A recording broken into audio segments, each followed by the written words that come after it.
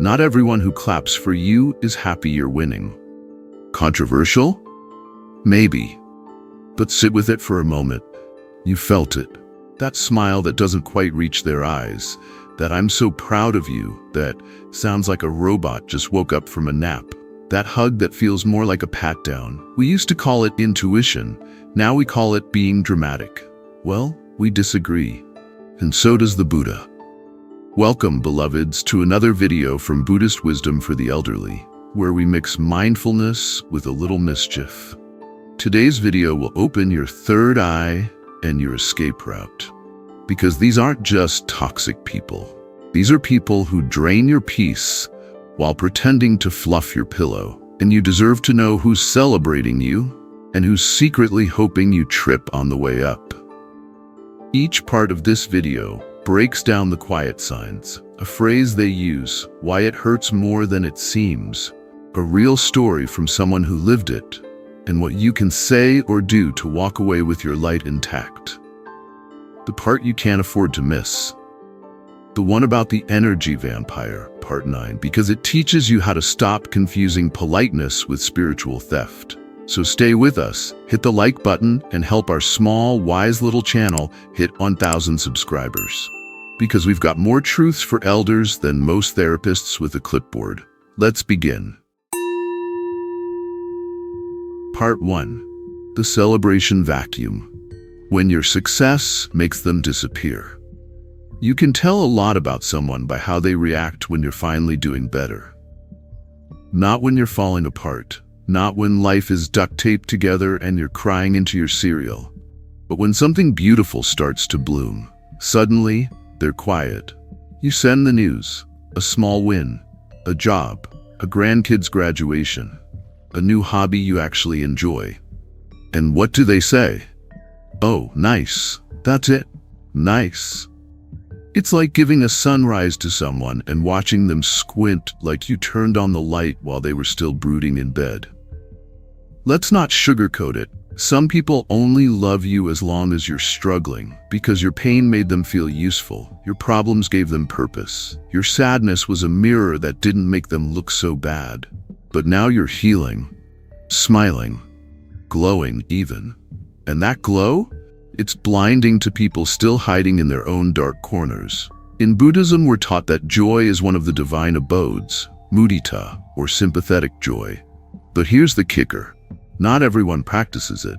Some folks look at your happiness and feel itchy, not because you hurt them, but because you healed without them. And to an ego clinging to its identity as your emotional crutch, that feels like abandonment. They didn't want your joy, they wanted your dependency. Your success? It was never in the script.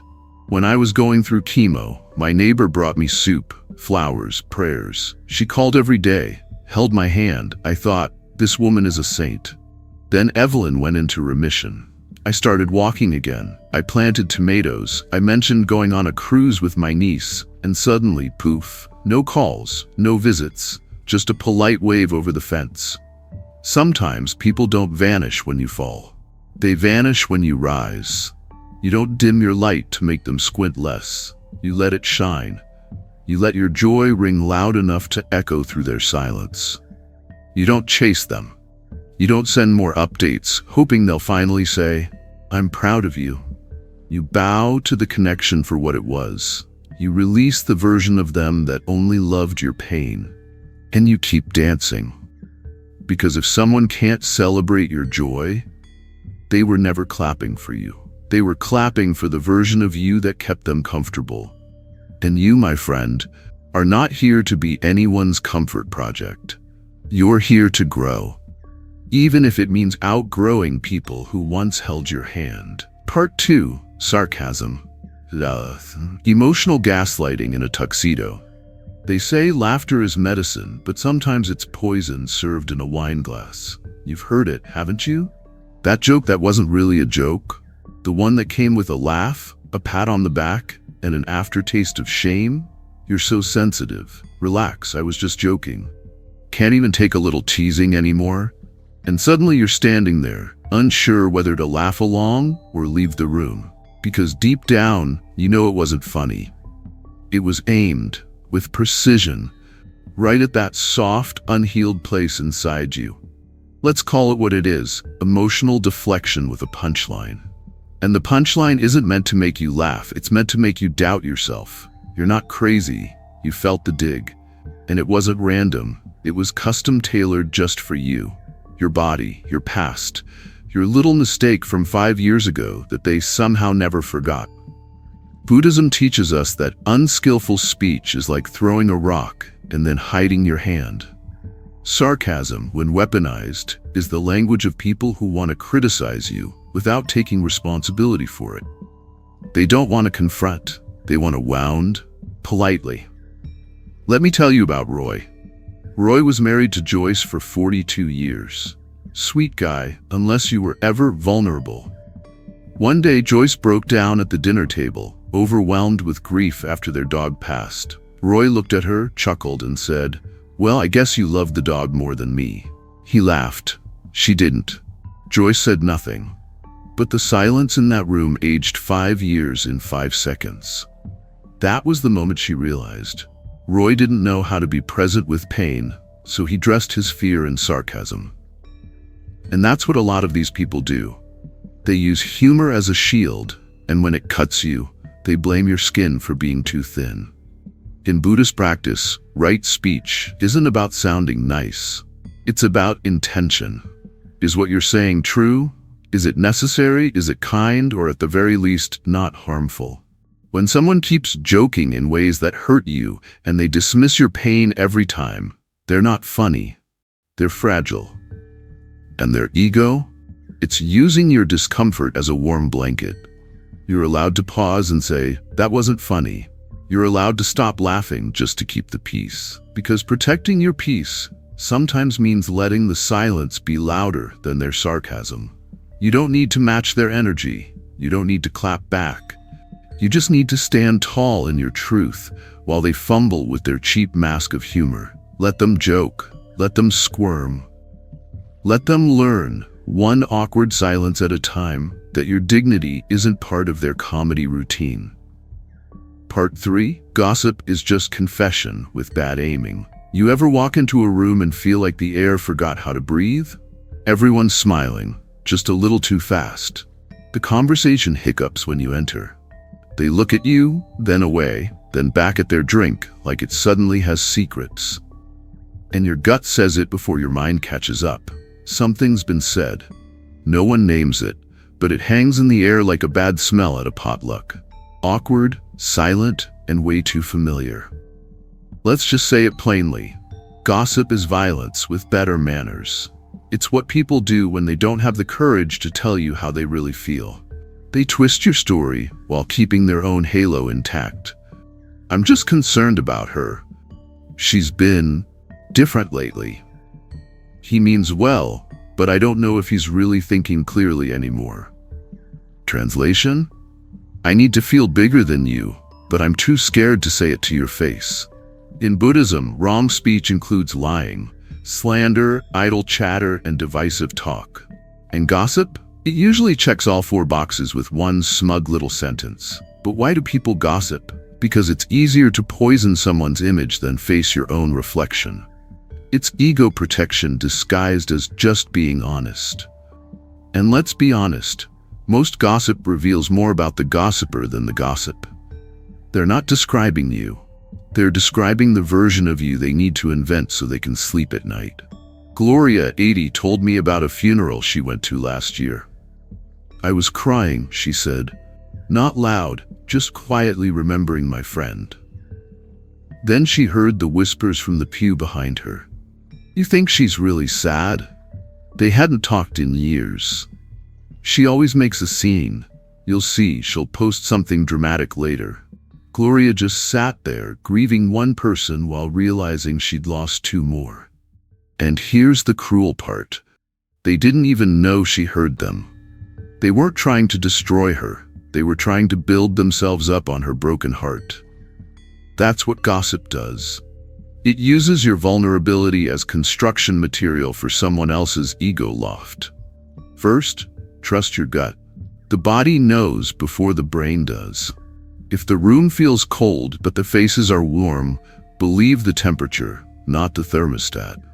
Second, don't chase down every whisper. You're not a PR team for your soul. If someone wants to misunderstand you, let them.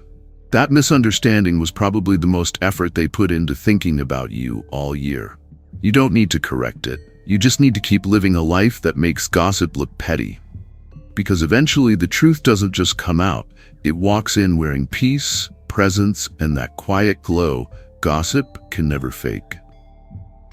Part 4. Emotional Alexa.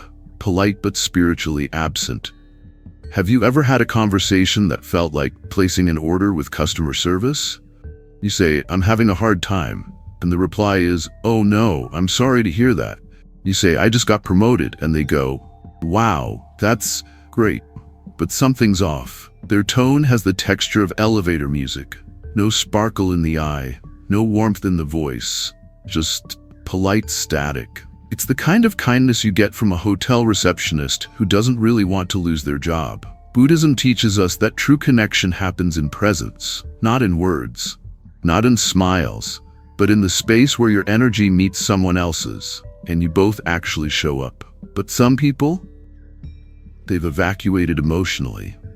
They nod, they smile, they text back, but their soul has left the building. And you're standing there, talking to a beautifully programmed response system that used to be your friend. Henry, 81, told me about his daughter visiting during the holidays. She brought pie. She sat on the couch. She asked about my health. But it felt like she was checking boxes. He said, "I could have replaced myself with a cardboard cutout and she'd still say, 'That's great, Dad.'" It wasn't rudeness. It wasn't neglect. It was emotional absenteeism. The kind that stings more because it's dressed as attention. Because being fully present is vulnerable. To really be with you in joy or pain, someone has to touch their own. And that's not always convenient, especially in a culture that treats emotional availability like a subscription service. So instead, they give you the performance of empathy, polite words, safe phrases, auto-responses that say, "Please do not disturb the carefully curated version of myself." Don't confuse politeness with care. Sometimes, "I'm proud of you," is just a notification. Sometimes, "I'm here for you," is code for "I hope this doesn't take long." If you walk away from a conversation feeling more alone than before you started it, take that seriously. Presence is a gift. If someone keeps showing up without it, stop assuming it's your job to carry both of you. Bless them. Wish them well. But save your sacred stories for people who don't just hear you. They feel you, because life's too short to keep pouring your heart into vending machines that only offer default empathy. Part 5. The fixer who never actually helps you. Just want to share something, a worry, a weird feeling, a truth that's still soft and tender. But before you even finish your sentence, they're already reaching into their imaginary toolbox. You know what you should do. Have you tried essential oils? I read somewhere that kale cures that. And just like that, your moment, your little sacred opening, gets bulldozed by an unsolicited renovation project. See, fixers don't listen to understand. They listen for an opening to insert themselves. They're not helping you. They're helping the version of themselves who gets to feel wise, useful, superior. And let's be real, nothing screams unhealed ego like someone who tries to solve your emotional life with a quote from Dr. Oz and a Pinterest link. In Buddhist teaching, compassion is not about doing something for someone. It's about being fully present with their suffering, without trying to control it, escape it, or turn it into a project. But fixers, they can't handle your pain, so they try to patch it up fast, not for you, but for their own discomfort. They don't want you to grow. They want you to stop leaking emotion all over their clean self-image.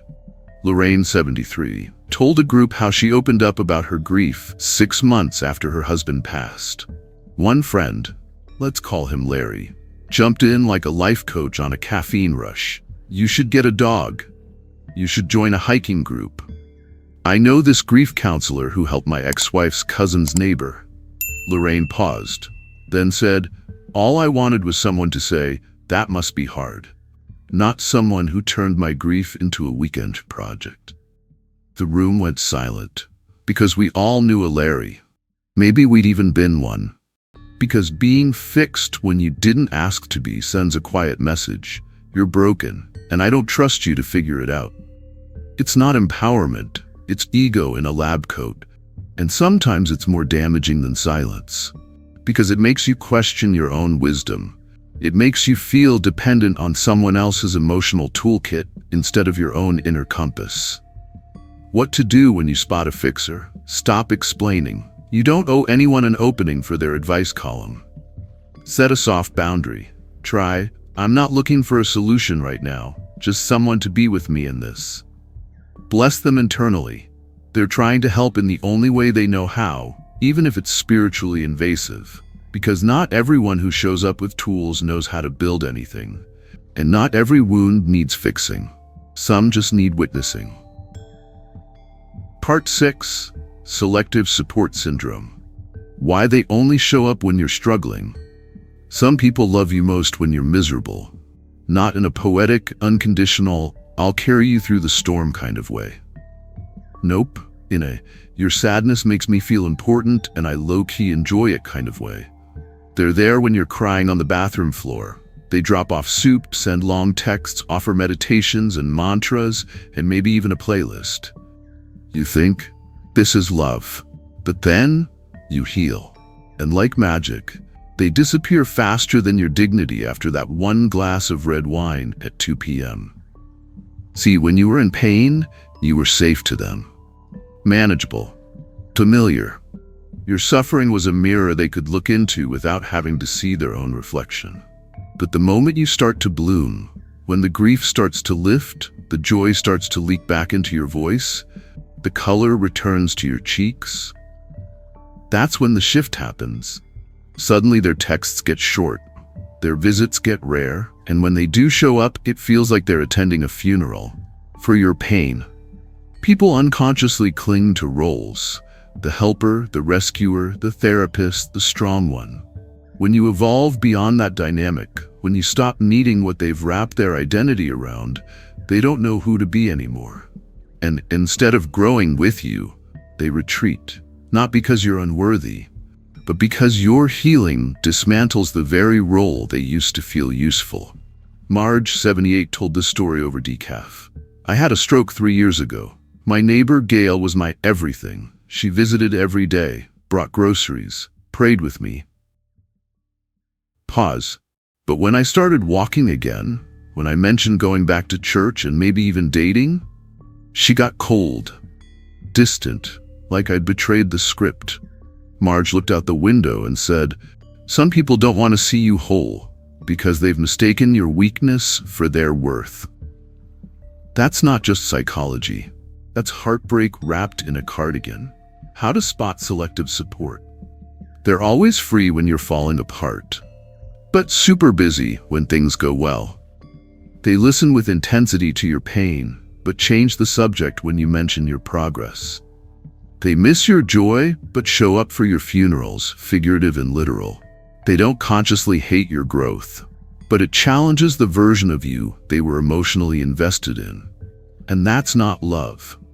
That's ego theater. What you do next. Don't shrink to keep their version of you alive. You don't need to break again just to feel worthy of attention. Instead, bless the role they once played. Thank them for the soup, the visits, the prayers. Then keep walking. Because love that only survives your pain was never meant to walk beside your peace. Part 7. The chronic one-upper, your silent rival, who's always just a bit better. You tell them you finally cleared your debt. They tell you they just bought a second house, in cash. You mention starting yoga again. They casually note they're now teaching yoga and also invented a new pose. You're not in a competition, but somehow they are. And you're losing. Spectacularly, even when you weren't trying to win. People like this aren't celebrating your growth. They're racing against it. Not publicly, of course. No, this is spiritual Olympics behind closed doors. They don't clap for you. They time themselves to clap just 1 second faster, louder, or longer for themselves. You didn't enter a contest, but somehow, you're standing on a podium wondering how you got there and why someone's flexing next to you in emotional spandex. In Buddhism, suffering, dukkha, often arises from comparison, from measuring one moment against another, one self against another. The chronic one-upper is trapped in that loop. Your success triggers their suffering because it reflects a version of themselves they abandoned. And instead of sitting with that discomfort, they scramble for superiority. Joan, 75, said she told her best friend she'd finally been invited to speak at her local senior center. A big deal for someone who once feared public speaking. Her friend's response? "Oh, that's great. I just got asked to speak at a national conference on aging in Florida." Joan said the wind left her lungs. It was like she couldn't let me have one day. That's the secret weapon of the one-upper. They don't argue, they outshine, but only in their own nervous little mind. How to spot a silent rival? They match your good news with bigger, flashier, better-timed news. They only get excited when they're the center of gravity. They feel distant, cold, or even irritated when you shine, especially when they didn't see it coming. And if you look closely, you'll see it. A flicker in the eye, a twitch in the smile. They're calculating, measuring, slipping into the role they know best, one step ahead. What you do when you spot it first. Don't fall for it.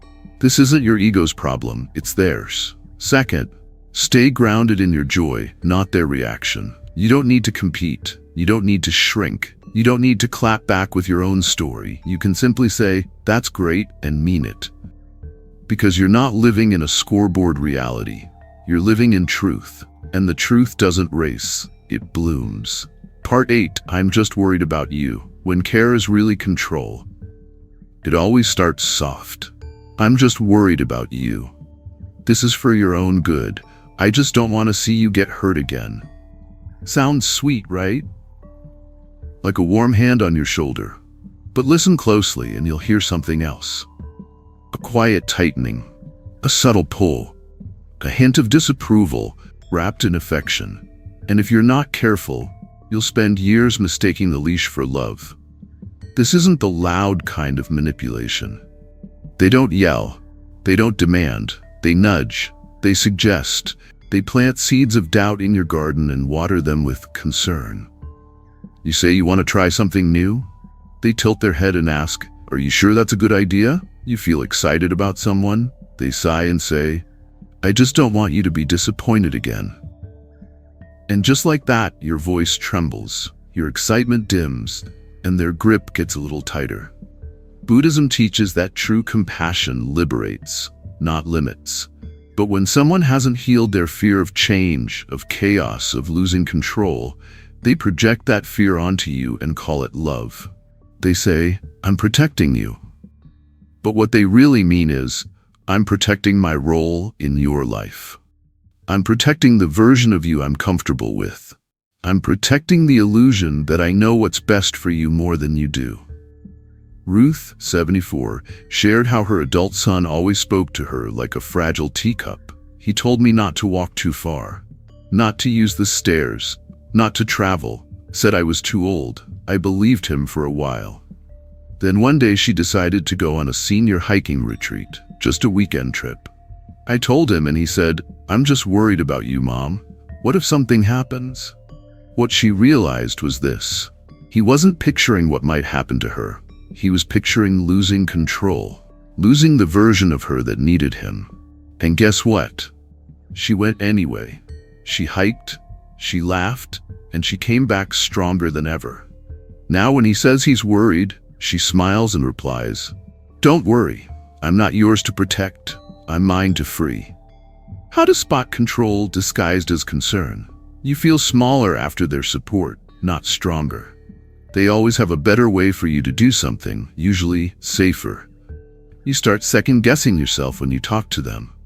They don't celebrate your courage, they caution it. If someone's love makes you feel doubtful, dependent, or dim, that's not love. That's ownership. What to do? Start by trusting yourself again. You are not reckless just because you're willing to try. You are not fragile just because someone else is scared. You are not a character in someone else's safety story. You're the author of your own. So when someone says, "I'm just worried about you," try replying with, "Thank you, but I trust myself, and I'm not here to shrink to make others feel secure." Because real love doesn't restrain. It stands nearby, steady, quiet, and ready to catch you, but never to cage you. Part 9. The energy vampire. They only show up to feed you, didn't argue. They didn't insult you. No tears, no drama. And yet, after they left, you sat on the couch and felt like a balloon with a slow leak. Your energy, gone. Your peace, vanished. Your thoughts, spinning like laundry on high heat. Congratulations, you just hosted an energy vampire. And they didn't come to connect, they came to feed.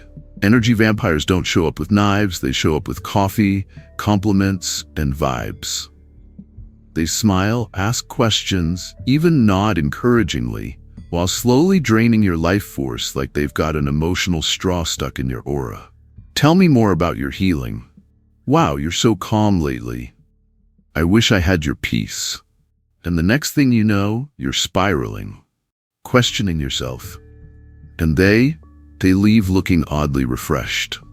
In Buddhist cosmology, there's a realm called the hungry ghost realm, filled with beings who have giant bellies and tiny throats, always craving, never full. Sound familiar? Energy vampires walk among us. They crave attention, validation, light, calm, but can't generate it themselves. So they circle around those who can, like moths to a flame they secretly resent. They don't consciously hate you. They unconsciously want to be you, or at least get high off your peace for a few hours. And then, like all addicts, they vanish once the hit wears off. Edith, 82, said it best. My neighbor Cheryl means well. Brings cookies, talks about her cats. But every time she visits, I feel like I've been emotionally mugged. I asked what they talk about. She said, nothing serious. But it's like she unloads, and I just soak it all up like a human sponge. That's the thing about energy vampires. They're rarely aggressive. They don't shout or fight. They just pull, like a gentle tide that carries your spirit out to sea while you're still smiling. How to spot an energy vampire? You feel tired after every interaction, even if it seemed pleasant. You notice they only reach out when they're in a spiral. They never actually help you, only absorb from you. Your intuition whispers, not again when they call, but your guilt says, be nice. Listen to your intuition. Guilt is not your guide. Your peace is. What to do when you realize it? Limit your exposure. You can love people from across the street or across this lifetime.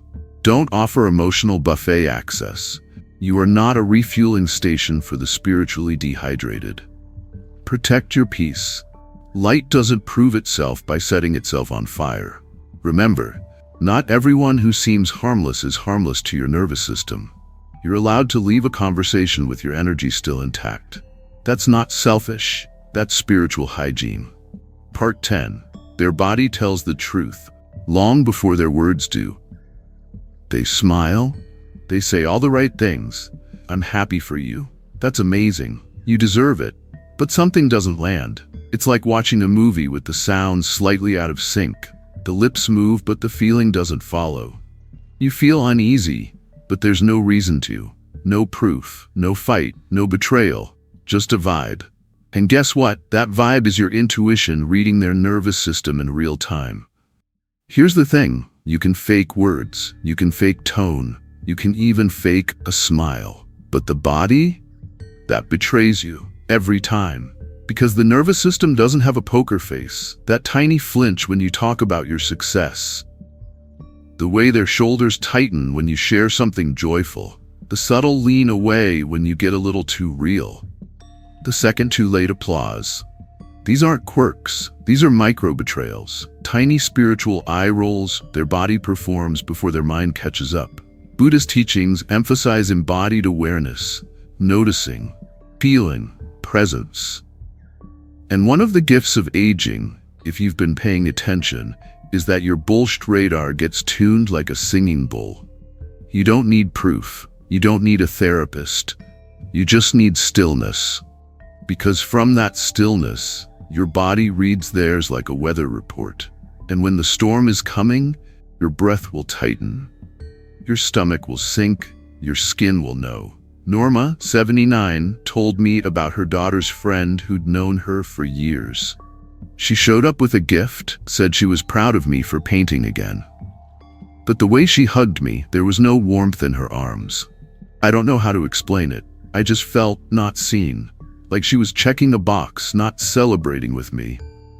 Norma looked me in the eye and said, "At my age, I've learned.